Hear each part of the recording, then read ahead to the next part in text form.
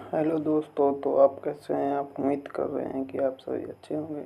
चलिए, तो आज हम शुरू करते हैं पॉलिटी का अगला सेशन, यानी कि पार्ट 2। हमने पहले पार्ट में आर्टिकल 35 तक पढ़ चुके थे। अब अगला पार्ट में आर्टिकल 36 से स्टार्ट करते हैं। तो चलिए देखते हैं क्या दिया गया है। आर्टिकल 36 में दिया गया है कि राजनीति के निर्देशक सिद्धांतों के प्रयोजन के लिए राज्य की परिभाषा है। आर्टिकल 37 में नीति निर्देशक सिद्धांतों का अनुपालन करने का राज्य का दायित्व। आर्टिकल 38 में सामाजिक व्यवस्था का संवर्धन और लोगों के कल्याण की सुरक्षा। आर्टिकल 39 में दिया गया है राज्य की नीति के निर्देशक सिद्धांत, यानी कि विशेष रूप से नागरिकों के अधिकार और समानता। आर्टिकल 39 के ए समान न्याय और निःशुल्क विधिक सहायता। आर्टिकल 40 में दिया गया है कि ग्राम पंचायतों का संगठन। आर्टिकल 41 बेरोजगारी, बुढ़ापा, बीमारी आदि में सार्वजनिक सहायता का अधिकार। आर्टिकल 42 इसमें दिया गया काम की उचित और मानवीय परिस्थितियाँ तथा मातृत्व राहत। आर्टिकल 42 हो गया अपना। और आर्टिकल 43 में दिया गया है मजदूरों को जीविका के लिए पर्याप्त वेतन और सम्मानजनक जीवन स्तर। आर्टिकल 43 के ए में दिया गया है उद्योगों में श्रमिकों की प्रबंधन में भागीदारी। आर्टिकल 44 सभी नागरिकों के लिए समान सिविल संहिता। आर्टिकल 45 6 वर्ष तक के बच्चों के लिए प्रारंभिक बचपन की देखभाल और शिक्षा। आर्टिकल 46 अनुसूचित जातियों, जनजातियों और कमजोर वर्गों के शैक्षिक व आर्थिक हितों का संवर्धन। आर्टिकल 47 ये इम्पोर्टेंट है दोस्तों, इसको थोड़ा ध्यान रखिएगा आप लोग। इसमें दिया गया है कि पोषण स्तर, जीवन स्तर का संवर्धन और जन स्वास्थ्य का सुधार। तो इसको हम कैसे याद कर सकते हैं कि 47 वेट तेरा एक सॉन्ग है जिसमें वेट के बारे में सॉन्ग में वेट चर्चा हुई, यानी कि पोषण स्तर अपना सही रहेगा तो वेट में भी सुधार आएगा। तो इसे रिलेट करके याद कर सकते हैं इसको। आर्टिकल 48 इसमें दिया गया है कृषि और पशुपालन का संगठन, गाय और बछड़ों की हत्या का निषेध। आर्टिकल 48 में दिया गया है। आर्टिकल 48 के ए में पर्यावरण, वन और वन जीवों की सुरक्षा व सुधार। आर्टिकल 49 इसमें दिया गया है राष्ट्रीय महत्व के स्मारकों, स्थानों और वस्तुओं का संरक्षण। आर्टिकल 50 इसमें दिया गया है न्यायपालिका को कार्यपालिका से अलग करना, यानी पृथक करना। इस आर्टिकल 51 इसमें दिया गया है अंतर्राष्ट्रीय शांति और सुरक्षा का समर्थन। आर्टिकल 51 इसमें दिया गया है 51 के ए में दिया गया है मौलिक कर्तव्य।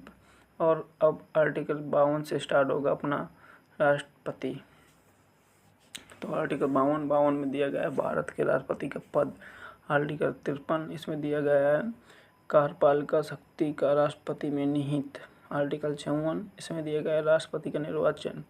आर्टिकल 55 राष्ट्रपति के निर्वाचन की प्रक्रिया। आर्टिकल 56 इसमें दिया गया है राष्ट्रपति का कार्यकाल। 56 में दिया गया है कार्यकाल। आर्टिकल 57 इसमें दिया गया है राष्ट्रपति का दोबारा निर्वाचन के लिए पात्र होना। और आर्टिकल 58 राष्ट्रपति की योग्यताएं। आर्टिकल 59 निरस्तता, राष्ट्रपति कार्यकाल संबंधी प्रावधान हटाया गया है। आर्टिकल 60 राष्ट्रपति का शपथ या प्रतिज्ञान। आर्टिकल 61 राष्ट्रपति के महाभियोग की प्रक्रिया। इसी तरह अगला देखेंगे आर्टिकल 62 राष्ट्रपति के चुनाव को भरने और समय की व्यवस्था। अगला है आर्टिकल 63 उपराष्ट्रपति का पद। आर्टिकल 64 उपराष्ट्रपति का राज्यसभा के सभापति के रूप में कार्य करना। आर्टिकल 65 राष्ट्रपति का पद रिक्त होने पर उपराष्ट्रपति का कार्यकाल संभालना। अगला आर्टिकल 66 उपराष्ट्रपति का निर्वाचन। आर्टिकल 67 उपराष्ट्रपति का कार्यकाल। आर्टिकल 68 उपराष्ट्रपति को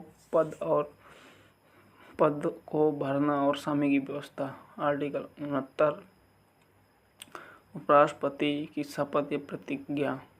आर्टिकल 70 राष्ट्रपति के कार्यों का निर्वहन करने के लिए प्रावधान। आर्टिकल 71 राष्ट्रपति और उपराष्ट्रपति के चुनाव से संबंधित विवादों का निपटारा। आर्टिकल 72 राष्ट्रपति द्वारा याचिका, क्षमा माफी आदि का अधिकार। आर्टिकल 73 केंद्र की कार्यपालिका शक्ति का विस्तार। आर्टिकल 74 राष्ट्रपति को सहायता और सलाह देने के लिए मंत्रिपरिषद। आर्टिकल 75 मंत्रिपरिषद की नियुक्ति, कार्यकाल और जिम्मेदारियां। Article 76 attorney general of India. Article 76 केंद्र सरकार के कार्यों का संचालन। आर्टिकल 77 में दिया गया है। आर्टिकल 78 में दिया गया है प्रधानमंत्री के कर्तव्य। आर्टिकल 79 संसद का गठन यानी कि इंडिया में, भारत में एक संसद होगी। आर्टिकल 80 राज्यसभा की संरचना। राज्यसभा एक स्थायी सदन है, इसको कभी भंग नहीं किया जा सकता राज्यसभा को, और इनके सदस्यों का कार्यकाल 6 वर्ष का होता है। आर्टिकल 81 लोकसभा की संरचना। ये एक अस्थायी सदन है, ये भंग भी हो जाता है। और लोकसभा के सदस्यों का कार्यकाल 5 वर्ष का होता है। आर्टिकल 82 जनगणना के बाद सीटों का पुनर्विन्यास यानी परिसीमन। और आर्टिकल 83 लोकसभा और राज्यसभा का कार्यकाल। आर्टिकल 84 सदस्य की सदस्यता के लिए योग्यता। आर्टिकल 85 संसद के सत्रों का आहन और स्थगन। आर्टिकल 86 राष्ट्रपति का संसद को संबोधन करना। आर्टिकल 87 संसद में राष्ट्रपति का विशेष संबोधन। आर्टिकल 88 अटॉर्नी जनरल और मंत्रियों का संसद की कार्यवाही में भाग लेने का अधिकार। आर्टिकल 89 राज्यसभा में के सभापति और उपसभापति। आर्टिकल 90 सभापति और उपसभापति का पद रिक्त होना या पद हटाया जाना। आर्टिकल 91 सभापति और उपसभापति के कार्यकाल का निर्वहन।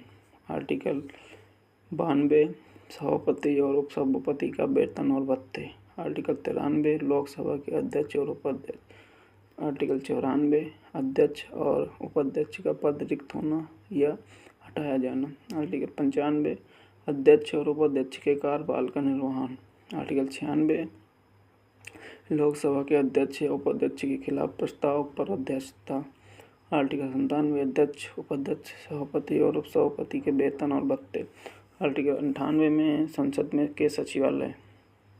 आर्टिकल 99 दिया गया है संसद के सदस्यों की शपथ या प्रतिज्ञा। आर्टिकल 100 संसद में मतदान और बहुमत के नियम। चलिए दोस्तों, आज के लिए इतना ही रखते हैं, मिलते हैं अगले सेशन में। जय हिंद।